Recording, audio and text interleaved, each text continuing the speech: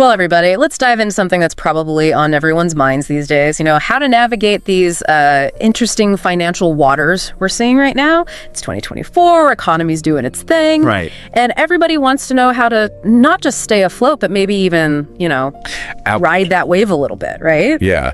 And that's where really being able to discern what's real and what's maybe a little too good to be true becomes really important. Exactly. And that discerning eye is exactly what we're hoping to bring to the table today. So you sent over this promo video, Recession Profit Secrets. Yeah. And I gotta say, they definitely know how to make a splash, right? I mean, it's very eye-catching. It's very eye-catching.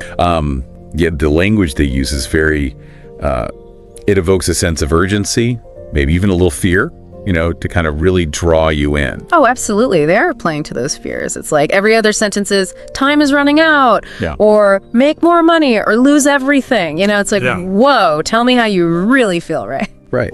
It's a very common tactic, unfortunately, because it plays on our natural aversion to risk and loss. Right. When we're bombarded by these messages of potential financial disaster, our brains kind of go into survival mode. Right. And we become much more susceptible to these promises of easy solutions. It's amazing, isn't it, how our emotions, especially when it comes to money, can sometimes just completely override that, Absolutely. that logic, that common sense. Oh, yeah.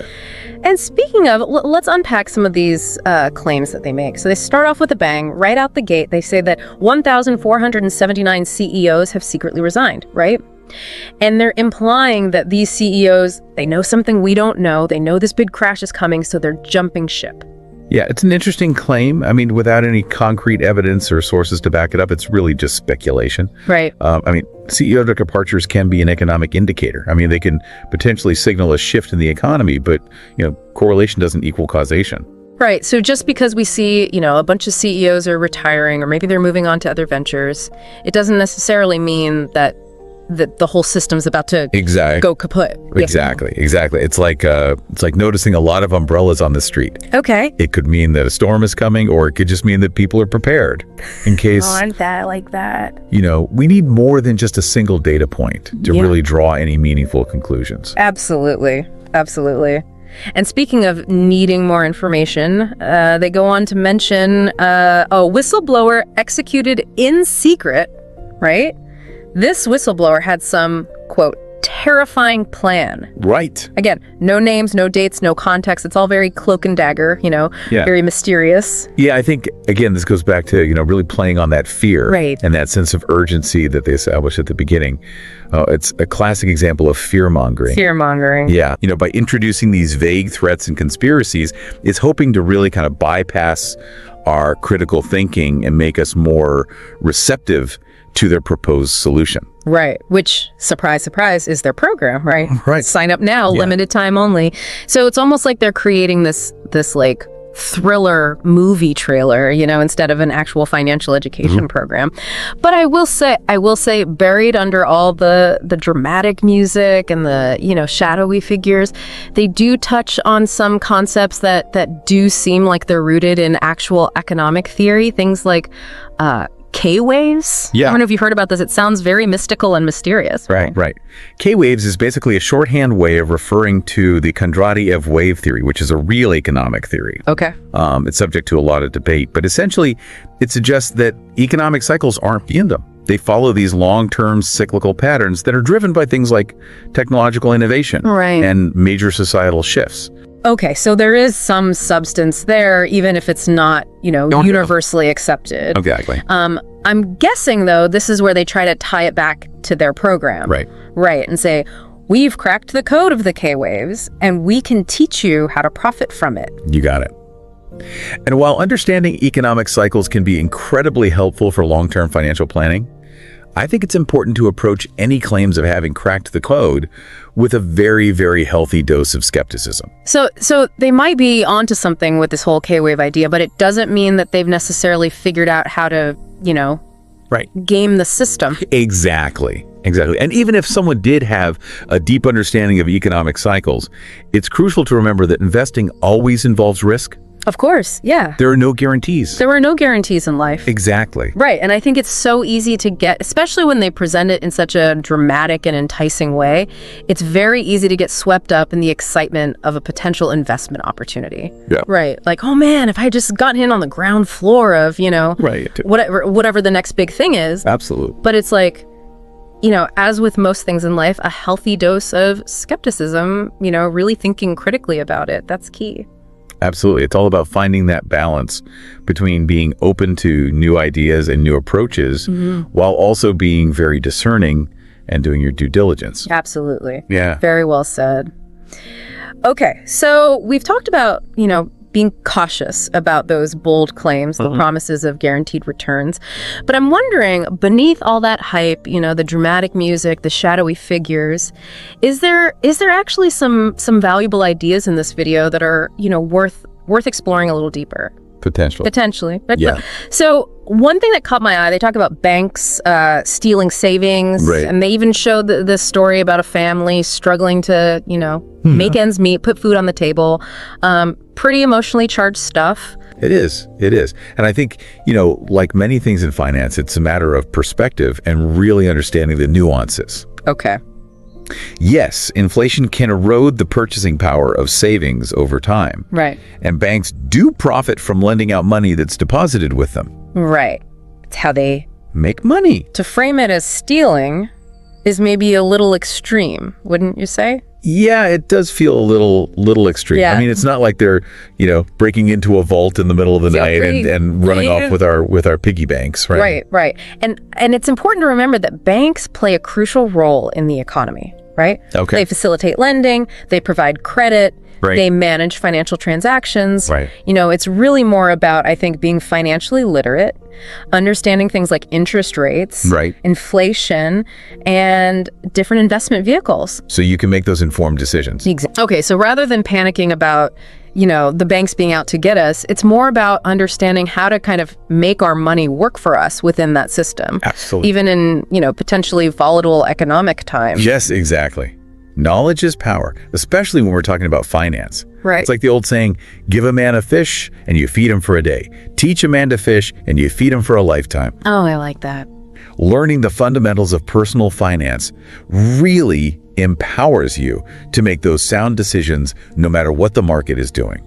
I love that. That's a great analogy. And it reminds me of another point that they bring up. They say that more millionaires were created during the Great Depression than any other time in history. Yeah. Is that actually true? Because that sounds almost too wild to believe. It's a common claim.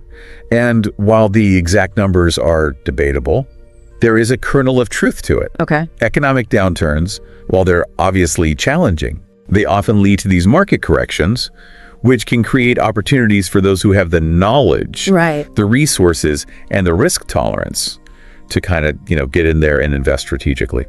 So in a way, they're not totally off base by suggesting that there is opportunity in times of economic turmoil. Right. There's historical precedent for that. There is, but we have to remember, again, correlation doesn't equal causation. Right. Just because some individuals were able to capitalize on the opportunities of the Great Depression doesn't mean that everyone can or will. Right. It's like saying, well, somebody won the lottery, so if I buy a ticket, I have a good chance too. Right. Exactly. It ignores all those other people who didn't win. Right. Yeah, it's about understanding statistics, probabilities, and having a solid understanding of your own personal financial situation, your risk tolerance, your long-term goals. So it's a much more, it's not as simple as they make it sound in the video. Right. Exactly. Yeah, because they're painting this picture of like, oh yeah, recession equals instant wealth. Right. Push a button, you're a millionaire. Right, exactly. Which is, if only it were that easy. Right, exactly. So investing during any economic period, but I'm guessing especially in these uncertain times, really requires that careful planning. Absolutely. The research, having that long-term perspective. 100%. Oh, okay, that makes sense. And you touched on something that I wanted to dig into a little bit deeper, this idea of diversification. Right. Because that seems to be, pretty important. It's crucial.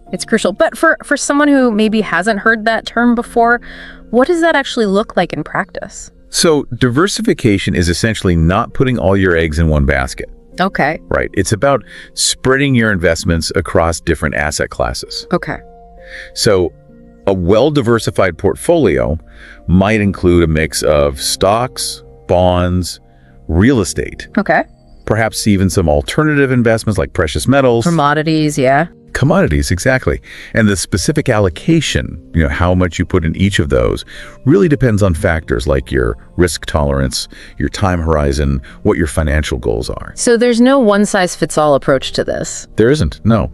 It's really about tailoring it. Yeah, creating a strategy that really aligns with your own, individual circumstances and goals. Okay. Yeah. It's almost like, diversification is like building a house, right? Right. You wouldn't want a house that was made entirely of windows. Not entirely of windows, no. Right. You need that strong foundation. You need those solid walls and maybe a few, strategically placed windows to let the light in. Absolutely. Yeah, that's a great analogy. And speaking of, needing a little guidance, because, I don't think I could build a house myself. Right. The video did mention a mysterious one secret that the banks and the government are supposedly, spending billions to hide from the public. Yeah. Any guesses what that secret might be? Well, without any more information, it's really impossible to say for sure. Sure. But I would definitely say be wary of claims like this that rely on, conspiracy theories or suggest that there's some kind of hidden truth that's being kept from everyday people. Right. It's like they're creating this us versus them narrative, right? Where they're the heroes with this special knowledge and everyone else is, being left in the dark. In the dark, right. And that can be very appealing, that narrative, especially when, like we were saying earlier, when we're feeling uncertain, when we're feeling anxious about the future, about our finances, it's very, very tempting to believe that, somebody out there has all the answers. Right. And we're just not in the club. We're just not in the club, right? Yeah. But the reality is, Yeah, it's always more complex than that. It's more complex than that, and there are rarely shortcuts in life. Absolutely. Especially when it comes to something like the economy. So I guess the takeaway there is if someone's coming to you and saying, I have all the answers, be a little skeptical. Be a little skeptical. Especially with something as, unpredictable as the market. The market, exactly. Well, I think this has been a really fascinating deep dive. Let's unpack that. A lot to unpack. This recession profit secrets. It's got its interesting elements, let's say. Right. But, like we've been talking about this entire time, you really, really have to approach these things with a critical eye. Absolutely. Yeah. Any financial advice, but especially I think, something that is presented in such a, when it sounds too good to be true, it probably is. Too good to be true. Right. Wow. We can appreciate the excitement, the allure of easy solutions, quick riches. But, the reality is building a secure financial future. It takes knowledge. It takes time. It takes time. It takes diligence. Yeah, and it takes that healthy dose of skepticism. Absolutely. Being informed, empowered, proactive, those are all good things. Right. These are the things we like. 100%. Not being driven by fear, not being, lured in by those unrealistic promises. Exactly. Yeah. Well said, as always. Well, I think we'll leave it there for today. Sounds good. So to our listener out there, what resonated with you most today? What will you be taking away from this deep dive? And until next time, keep learning, keep asking questions, and keep exploring.